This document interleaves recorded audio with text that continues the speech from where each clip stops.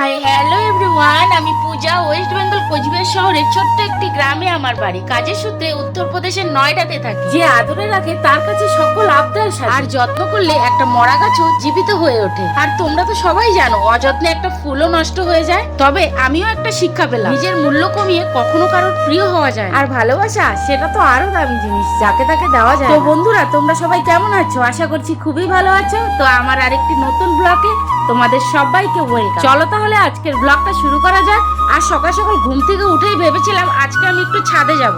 প্রতিদিনই ভাবি ছাদে যাওয়ার কথা, কিন্তু আমার ছাদে যাওয়া হয়ে ওঠে না। কারণ আমি যে বিল্ডিং এ ভাড়া থাকি সেই বিল্ডিং এর ছাদটা হলো 5 তলায়। 5 মঞ্জিলে ছাদে যেতে খুবই কষ্ট হয়। 1 মঞ্জিলে 20টা করে সিঁড়ি আছে, আর 5 মঞ্জিলে 100টা সিঁড়ি। টোটাল সিঁড়ি পের হতে হবে 100টা। তারপরেও বড় ছাদের উপরে আরেকটি ছোট ছাদ আছে, সেই ছাদে যেতে হলে 7টা সিঁড়ি পার হতে হবে। ওই ছোট ছাদে না গেলে এত সুন্দর ভিউটা হয়তো পেতাম না, কারণ বড় ছাদে সবাই রশি বেঁধে রেখেছে ভিজে জামা কাপড় শুকানোর জন্য। যাই হোক, ছোট ছাদে গিয়ে ভিউটা খুব সুন্দর এসেছে। তোমাদের যদি ভালো লেগে থাকে অবশ্যই জানাবে। অনেক কষ্ট করে এতগুলো সিঁড়ি পার করে আমি ছাদে গিয়েছিলাম, শুধুমাত্র রৌদ্র তাপানোর জন্য। রুমে থাকতে থাকতে প্রচন্ড ঠান্ডা লেগে গেছিল, তার জন্য ভাবলাম ছাদে গিয়ে একটু রৌদ্র তাপিয়ে। অনেকদিন পরে এত সুন্দর রৌদ্র উঠেছে, সেটাকে আর মিস করলাম। চলো তাহলে বন্ধুরা, তোমাদের সাথে কথা বলতে বলতে আমি আজকে একটা ডিলিশিয়াস ডিশ বানিয়ে নিই। সেটা হচ্ছে ক্রিসপি কর্ন। আজকের এই টেস্টি রেসিপিটা বানাতেই আমাদের সবার প্রথমে লাগবে সুইট কর্ন, যাকে আমরা ভুট্টা বলি। কাঁচা ভুট্টাটা যেটা মিষ্টি মিষ্টি লাগে খেতে। প্রথমে আমি সুইট কর্নটাকে ফ্রিজার থেকে বের করে একটু গরম জলে রেখে দিয়েছিলাম। কিছুক্ষণ গরম জলে ডুবিয়ে রেখে তারপরে আমি জলটাকে ঝরিয়ে নিয়েছি। তারপরে আমি সুইট কর্নগুলোর মধ্যে কর্নফ্লাওয়ার আর স্বাদ মতো লবণ দিয়ে দিয়েছিলাম। সুইট কর্নগুলোকে আমি 3বার কর্নফ্লাওয়ার দিয়ে কোট করে নিয়েছিলাম। এদিকে আমি অনেকক্ষণ আগেই তেল গরম করতে রেখে দিয়েছিলাম। ফাইনালি আমার তেল গরম হয়ে গেছে। আমি সবগুলো সুইট কর্ন এই তেলে ভেজে নেব। গরম তেলেই কোট করে রাখা সুইট কর্নগুলো দিয়ে দিয়েছিলাম, তো সাথে সাথে চটপট করে ফুটছিল।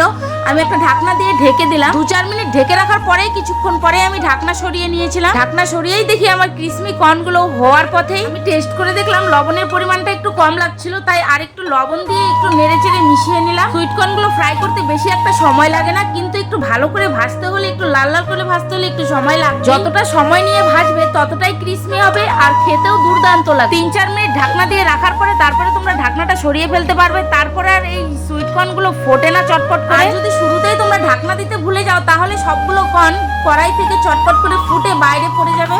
আমি ঢাকনা সরিয়ে ভালো করে লাল লাল করে ভেজে নিচ্ছিলাম, তখনও দেখছি 1-2টো ফুটছে, তাই হাতের সামনে আমি ঢাকনাটাকে নিয়ে রেখে দিয়েছিলাম।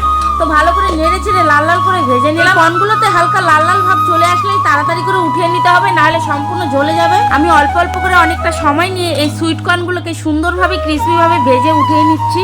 ভুল বোঝাবুঝির ভিড়ে হারাই নিজেকে আগলে রেখেছি। নীরব রাত সাক্ষী, আমি আজও শত্রু হয়ে দাঁড়িয়ে আছি। জীবন যদি একটা বই হয়, আমার মা আমার প্রিয় অধ্যায়। আমি রান্না করতে ভালোবাসি, তাই চোখের সামনে যে কোনো জিনিস দেখলে সেটাকে ভালো মতন টেস্টি ভাবে কিভাবে বানানো যায় সেটারই চেষ্টা করি। প্রথমবার যদি কোনো রেসিপি খারাপ হয়ে যায়, কোনো কিছুর কমতি থেকে যায়, দ্বিতীয়বার আমি অবশ্যই চেষ্টা করি সেই রেসিপিটা বানানোর জন্য। চেষ্টা করলে সবকিছুই সম্ভব। কেন পারবো না? সবাই যদি পারে, আমি কেন পারবো না? আমিও চেষ্টা করি, আমিও পারবো। এই রেসিপিটা আমি কখনো বানাইনি, ফার্স্ট টাইম বানাচ্ছি। চেষ্টা করব খুব ভালোভাবে বানানোর জন্য। ফাইনালি আমার সুইট কর্নগুলো সব ভাজা হয়ে গেল, খেতে একদম মুচমুচে হয়েছিল। এই সুইট কর্নগুলোকে আরো টেস্টি বানানোর জন্য আমি এখানে নিয়ে নিয়েছি butter, ginger garlic paste, black pepper আর চাট মশলা। এদিকে আমার কড়াই গরম হয়ে গেছে। কড়াইয়ের মধ্যে আমি একটু বাটার দিয়ে দিচ্ছি, ভালো করে গলিয়ে নিচ্ছি বাটারটাকে। বাটারটা পুরোপুরি ভাবে গলে গেলে আমি তার মধ্যে দিয়ে দিচ্ছি আদা রসুনের পেস্ট। আদা রসুনের পেস্টটা কড়াইয়ে দিয়েই সাথে সাথে নাড়াচাড়া করতে হবে, নাহলে লেগে যাবে পুরো। ভালো করে নাড়াচাড়া দিয়ে ভেজে নিতে হবে কিছুক্ষণ সময় নিয়ে, না হলে আদা রসুনের যে একটা কাঁচা গন্ধ, সেই কাঁচা গন্ধটা করলে পরে পুরো রেসিপিটাই খারাপ হয়ে যাবে। কিছুক্ষণ নাড়াচাড়া করে ভাজা ভাজা করার পরে আমি স্বাদ মতন লবণ দিয়ে দিলাম। আবারও কিছুক্ষণ ভালো করে নাড়াচাড়া করার পরে আমি স্বাদ মতন ব্ল্যাক পেপার মানে গোলমরিচের গুঁড়ো দিয়ে দিলাম। ব্ল্যাক পেপারের জায়গায় তোমরা লঙ্কার গুঁড়ো ব্যবহার করতে পারো, যার যেটা পছন্দ সেটাই ইউজ করতে পারবে এটার মধ্যে। যাই হোক, ব্ল্যাক পেপার দেওয়ার সাথে সাথে পুরো মশলাটাই কালো কালো হয়ে গেল। আদা রসুনের পেস্টটা আমি ভালো করে ভেজে নিয়েছি। এখন এতে দিয়ে দেবো টমেটোর সস। সসের পরিমাণটা একটু বেশি রাখতে হবে। আমি আন্দাজ করেই টমেটো সস দিয়েছিলাম, কারণ আমি যতগুলো সুইট কর্ন ভেজেছি সেই হিসাবে আমার যতটুকু সস লাগবে ততটুকু আমি সস নিয়েছি। সসের পরিমাণটা এতটুকুই রাখবে যেন সুইট কর্নের সাথে সসটা একদম গামাখা গামাখা হয়ে থাকে।